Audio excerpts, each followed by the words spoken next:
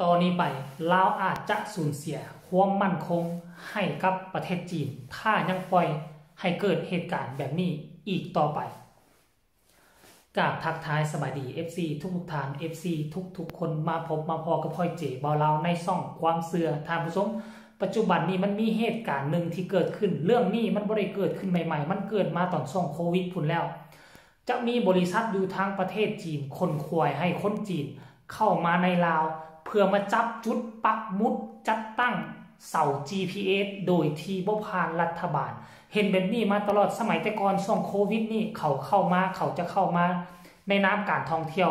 ไปเฮ็ดบัตรเฮ็ดใบมีใบอนุญาตในการท่องเที่ยวแต่เขาบ่ได้ขี่รถตู้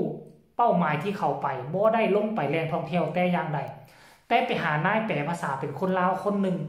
ให้ไปตั้งแต่พงศลีภาคเหนือสุดฮอดภาคใต้สุดไปทุกตรอกทุกซอย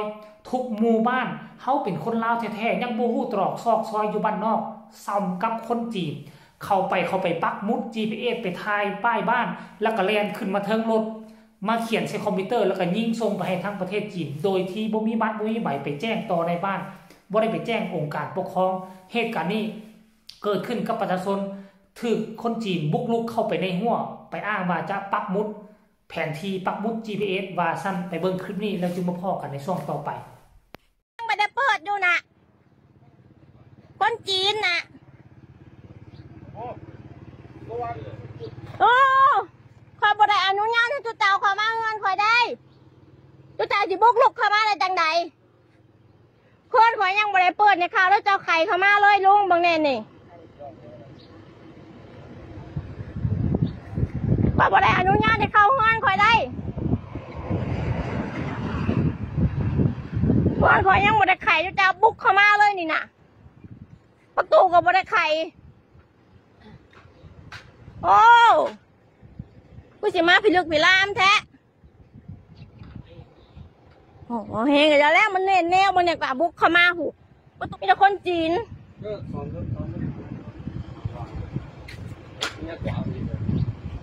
ผู้เพื่อหารคอยยังบ่ได้ไข่คอยยังบ่ได้ตื่นนอนนี่บุกเข้ามาเลยนี่บางเนี่ยคอยจะนอนกล่อมลูกอยู่ในผู้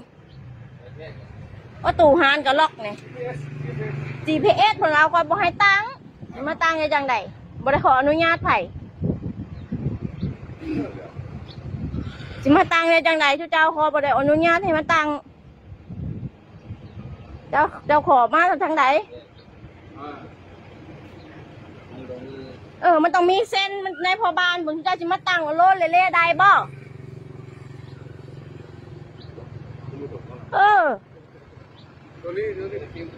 ว่าคอยบ่ได้อนุญาตจะสิเข้ามาได้จังใดเขาบ่ได้อนุญาตให้เซ็นโทรลุงโทรถามมันหมู่จะดูหะคือง่ายแท้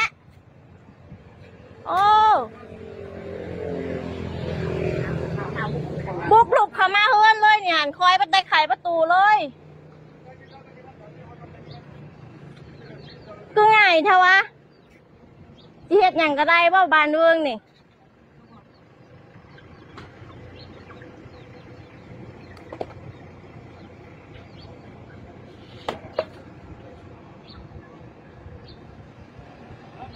4-5 คนบุกมาเมื่อวานนี้มาตอกลักปกแล้วเบอร์แบบเช้านี้ยังบริตื่นนอนเลยมาแต่จากเด็กผูกมานี่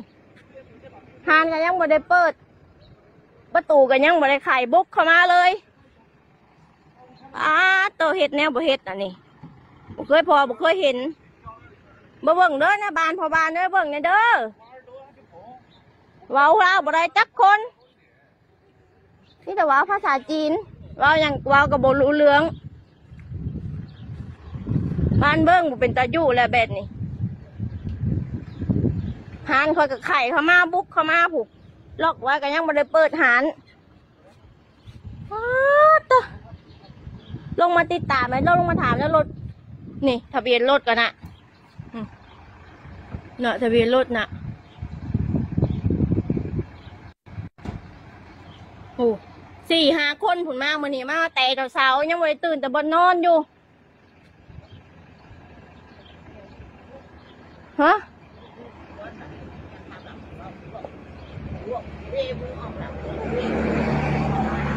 แม่คอยอยู่ผู้เดียวผู้เฒ่าไปเด้อผู้เฒ่าระวังเด้อผู้เฒ่าเด้อไปอยู่เฮินอยู่ชานผู้เดียวสร้างเฮ็ดแท้นี่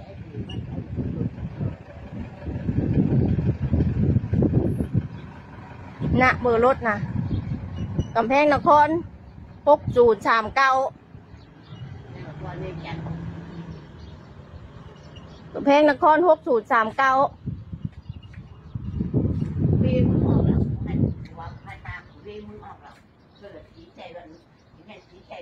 ดีใช่ตะแบะละตะแบะให้ตอกเมื่อวานนี่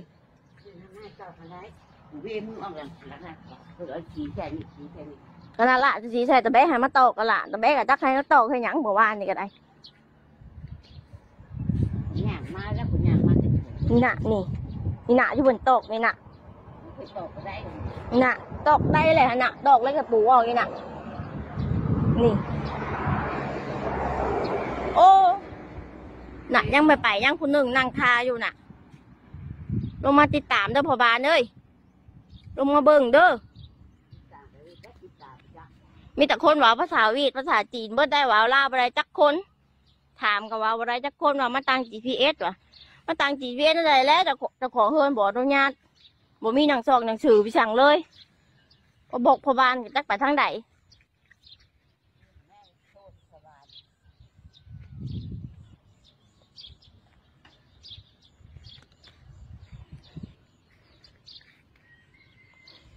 ลงมาเบิ่งเลยเด้อพ่อบานเอ้ย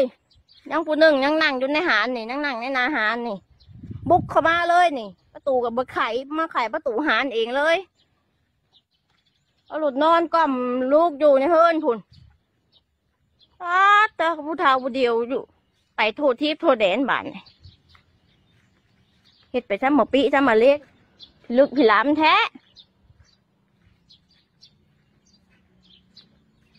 บอกภาษายังบ่ได้อย่างจักคน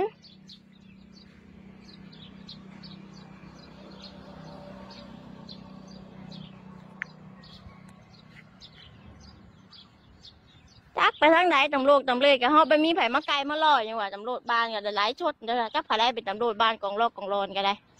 ลงมาเบิ่งเด้อพ่อบานเอ้ยลงมาเบิ่งเด้อลงมาเบิ่งได้พงก็เอากองรอลงมาเบิ่งเด้อยังไม่ไปอยู่ได้น่ะยังยืนอยู่น่ะ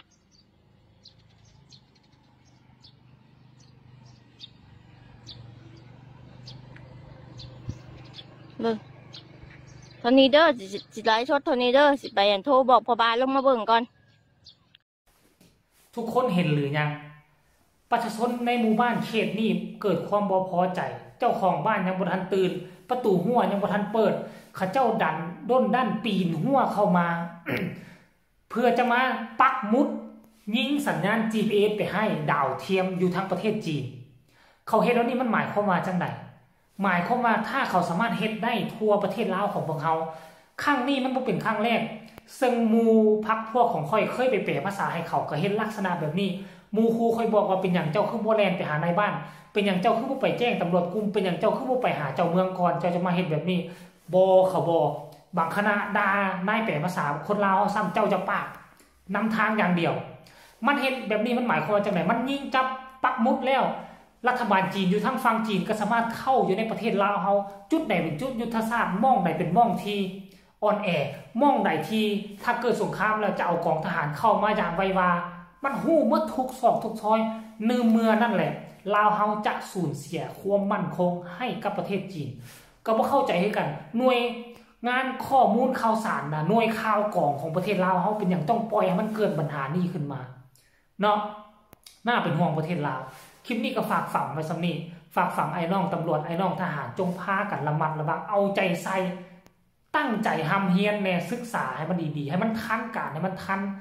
ประเทศอื่นเขาจะมากินหัวบ้านเฮาเนาะคลิปนี้ฝากไว้สำนี้ฝากทุกคนกดไลค์กดแชร์กดติดตามเพื่อจะพลาดในคลิปต่อไปที่สำคัญอย่ากดข้ามโฆษณาพบกันใหม่ในคลิปหน้าสำหรับคลิปนี้สบายดี